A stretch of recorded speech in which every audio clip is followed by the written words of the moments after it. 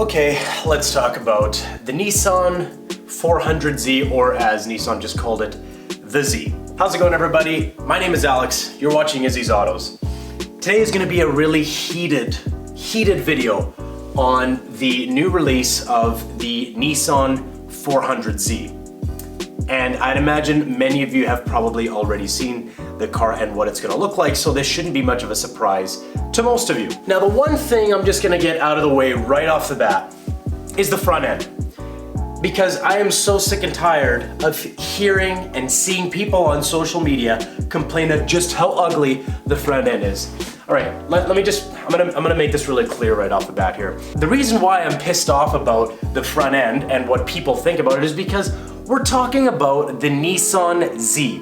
We're not talking about the Toyota Corolla Gentleman's Club. We're talking about one of the biggest cars to ever come out of Japan, the Nissan Z.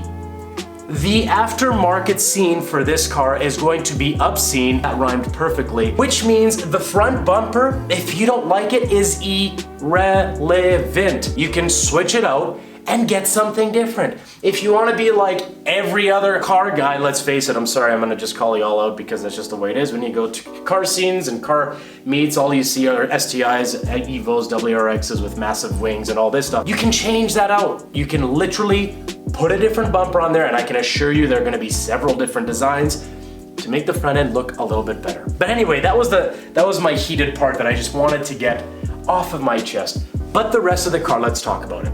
This car is gorgeous. It's art. And what they have done is managed to combine a vintage look, an exotic car look, a true sports car design, and a tuner design all in one. And if you can't see that, nor appreciate that, honestly, I don't think you're a real car person. I really don't. Anyone who shits on this car for what it is, and being that, oh, it looks ugly, is literally missing the essence of what a sports car is.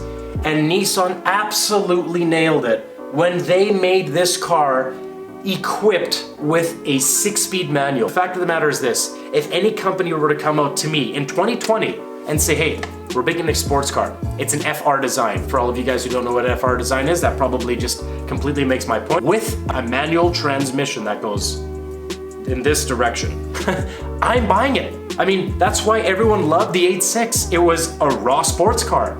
And quite frankly, the 8.6 doesn't look half as nice, not even anywhere close to the Z. But everyone went to go and buy the 8.6 because, well, you can put fins here and this and the, I don't know, like, if you don't like the design of it, don't worry.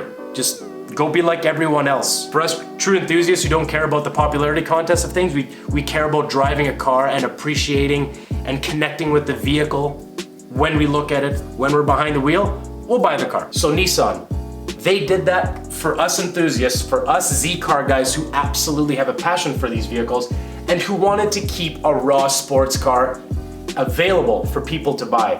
Nissan, thank you. So I will be honest though, there was one part of the vehicle for me that I had a little bit of time to look at, and it is growing on me quite a bit. It is the rear. Looking at the rear right here, you know, I see what they did. It's definitely got a retro but very modern twist to it. The 300ZX was the inspiration behind that, and I totally understand and I can appreciate where that's coming from. At first when I looked at it, I'm thinking, it's missing something. And honestly, I think that one thing that it's missing is definitely just a rear duckbill spoiler, as I have on my Datsun. You put that on there, I think it's literally gonna just tie everything in super, super well. So that was one thing that took a little bit of time for me to get used to and to appreciate and start to like. But the rest of the car for me, I think it looks so good. The side profile especially, it looks like the new Aston Martin Vantage in many ways. It's literally, Nissan managed to put a sports car, a tuner car, and an exotic car with a little bit of vintage car all in one.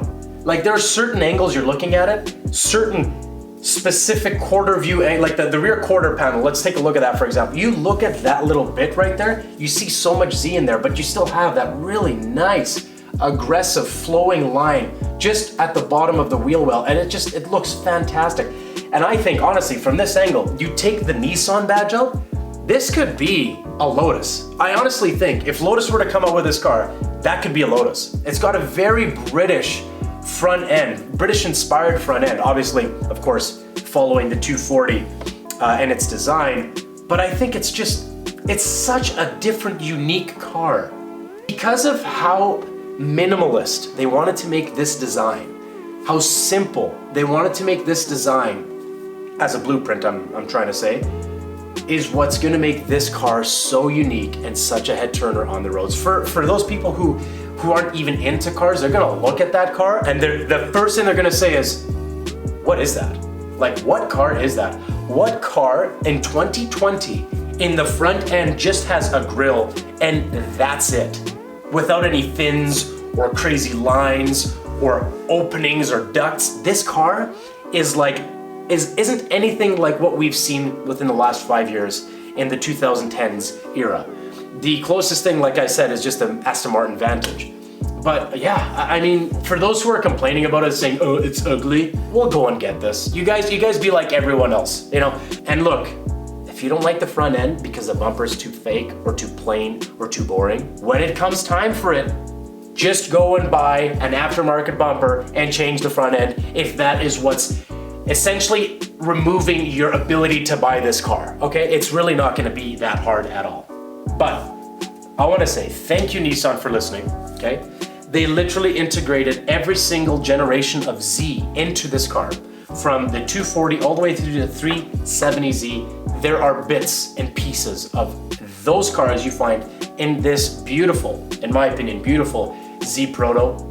And thank you for keeping this a rare car in that it's got a manual. Because honestly, twin turbo V6, it's definitely gonna make north of 350 for sure, horsepower. I have no doubt about that, because it's probably gonna be the engine out of the Q50 Red Sport. But I will say this though, the one thing that is making me a bit nervous about it is the price.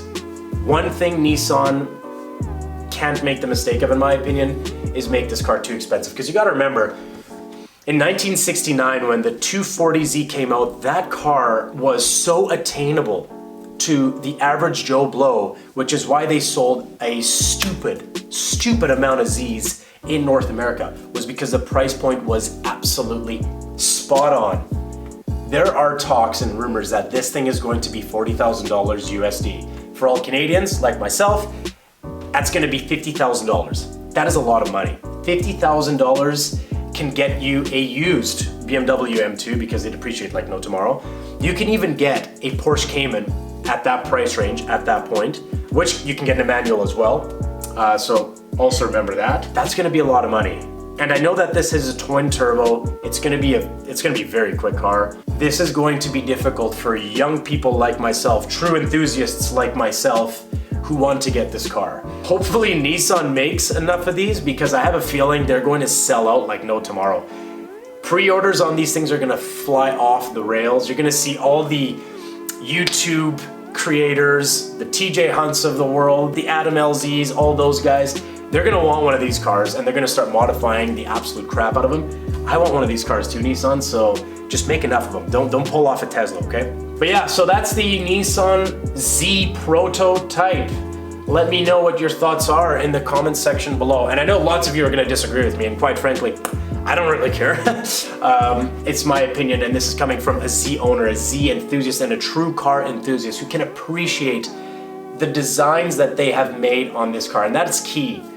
If you can't appreciate what Nissan just did to this vehicle as a car enthusiast, as you might call yourself, then with all due respect, you're not a real car guy.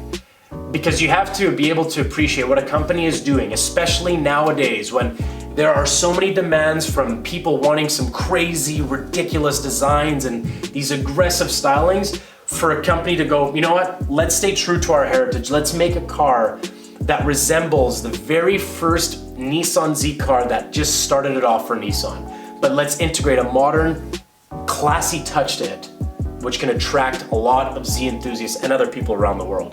If you can't appreciate that, then with all due respect, again, get back in your Camry, get back in your Jetta or whatever you were driving, and just go click on something else and don't worry about the Z, because it's just not the car for you. And that's totally fine, because that leaves people like myself with an allocation to buy one. If you like this video, and if you agreed with me, number one, subscribe button, just click it. Number two, like the video. If you like the Nissan as much as I do, and if you agree with most of the things that I'm saying. But anyway, let me know your thoughts, most importantly, down below. Anyway, thanks for tuning in, guys. And hopefully we'll be seeing this car sooner rather than later. We'll catch you in the next video.